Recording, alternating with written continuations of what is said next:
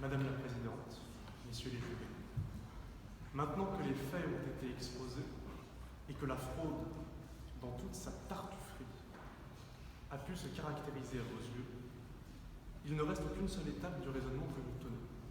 Cette étape, c'est celle de l'évaluation du préjudice que Maître Tabac a subi. Ce préjudice est de deux ordres. Le préjudice économique d'une part, le préjudice moral d'autre part. Pour calculer le préjudice économique, tout est question de temps. Quand je dis cela, je ne parle pas de température ou de météo, quoique la société Agence du Soleil, dont le nom est trompeur, a une façon de répartir les charges qui comporte bien des nuages. Non, il est question de temps, c'est-à-dire de période.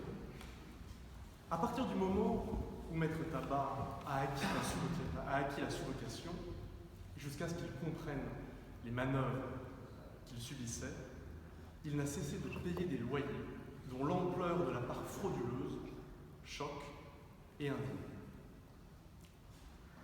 Le 22 juillet 2010, Maître Tabac paie 14 000 euros. 14 000 euros pour un dépôt de garantie qui n'était pas prévu dans l'acte de sous-location. Le même jour, 14 000 euros à nouveau pour les loyers. Le 10 octobre 2010, 18 666 euros. Le 1er février 2011, 10 756 euros. Cela fait au total, pour seulement 7 mois, 57 422 euros. Alors que le loyer que Maître Tabac aurait dû payer était de 9 416 euros.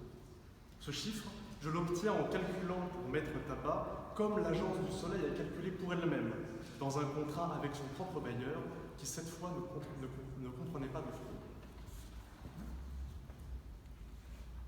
Je m'arrête un instant sur ce chiffre.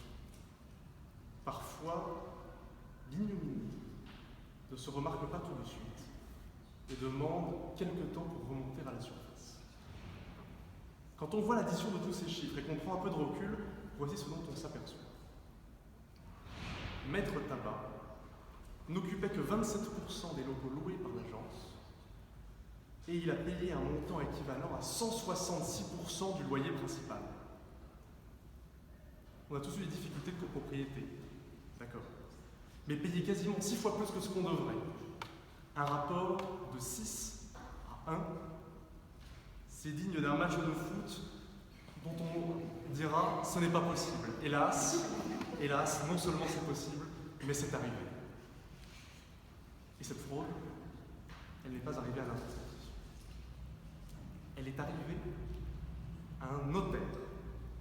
Quand on s'attaque à un notaire, on s'attaque à l'État. Quand on s'attaque à un notaire, on s'attaque à la justice. Madame la Présidente, Messieurs les jurés, Maître Tabac est comme vous. Maître Tabac est comme moi. Quand on représente la justice et qu'on se fait escroquer, les escrocs ne doivent pas sortir indemnes. Mais, continuons notre calcul du préjudice. À ce loyer effectivement payé par Maître Tabac, il faut soustraire celui qu'il aurait dû payer en toutes circonstances, les 9 000 euros que vous mentionnez.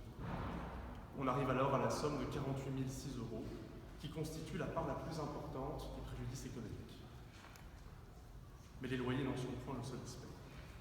De même que l'Agence du Soleil a fraudé sur le montant des loyers à payer, de même a-t-elle fraudé sur les frais d'installation.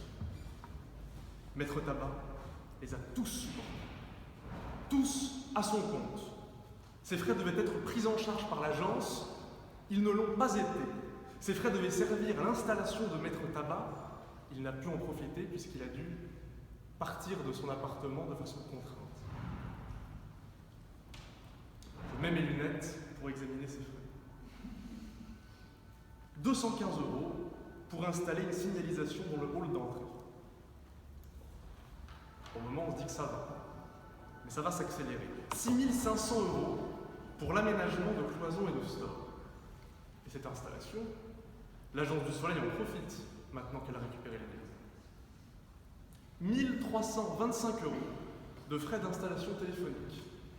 L'Agence du Soleil, là encore très habile, peut dorénavant utiliser ses téléphones à sa guise. 1 898 euros pour la rénovation du réseau informatique. Les représentants de l'agence, Madame et Monsieur Bateau, peuvent dès à présent naviguer à volonté sur les flots du net. Cela fait 9 807 € hors taxe pour l'installation. Mais Maître Tabac n'a pas fait que s'installer. Il a dû déménager aussi. Un déménagement forcé, car quand on découvre des escroqueries pareilles, on s'en va. De l'agence du Soleil et de son local, Maître Tabac n'en pouvait plus. Les frais du déménagement, cela fait 6 713 € de plus. Tout ce préjudice économique s'élève donc à 64 527 €. Cependant, la rigueur nous impose une précision. Notre demande est honnête, elle a une vision globale. Il est vrai qu'au moment où M. Tabac a pris connaissance de l'entourloupe dont il était victime, il a cessé de payer ses loyers. Comment lui en vouloir? Qui aurait continué à acquitter dans des proportions si folles des loyers dont on s'est aperçu qu'ils sont gonflés à l'hélium? Arrêter de nourrir cette supercherie, c'était ce qu'exigeait la clarté. En revanche, maintenant que la fraude est avérée, les loyers que M. Tabac n'a pas payés, ceux véritables, quand on les rapporte à la part des charges qu'il avait pour son local, ceux-là, nous convenons qu'il faut les soustraire au préjudice subi. Ce loyer qu'il aurait dû payer d'avril à septembre 2011 s'élève à 5 985 €. Au préjudice économique que nous demandions, nous amputons donc cette somme, ce qui nous donne un montant total de 58 541 €. Reste maintenant le préjudice moral.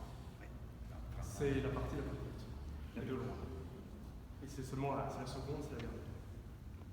Maître Tabac a emménagé dans ce local. Nous vous avons dit les frais d'installation, les déplacements d'affaires, mais il y a surtout déplacé des attentes. Il y a déplacé des espérances, celle de pouvoir s'y établir tranquillement, sereinement. Quand on est notaire, vous savez, et qu'on a l'habitude de rédiger des actes pour les autres, on espère, dans sa vie privée, ne pas avoir non plus à être envahi de questions juridiques. Cette attente, cet espoir, ils ont été trahis par la fraude. Et ce n'est pas tout. À la pénibilité d'une procédure judiciaire s'ajoute la mauvaise foi et l'agressivité, si ce n'est l'intempestivité des fraudeurs. Voici une mise en demeure adressée à notre client par les prévenus bateaux qui voulaient réclamer les loyers impayés. Frauder et mettre en demeure. C'est peut-être là une fuite en avant qui montre la fragilité de la défense de ceux que nous accusons. Mais c'est surtout un comportement agressif, stressant, dont notre client a souffert et dont nous exigeons réparation. 5 000 €, voilà l'évaluation que nous faisons de ce préjudice moral. Madame la Présidente, Messieurs les jurés, je suis navré de finir ma plaidoirie sur des données, mais les chiffres, parfois, font sentir davantage que les mots la gravité d'un acte.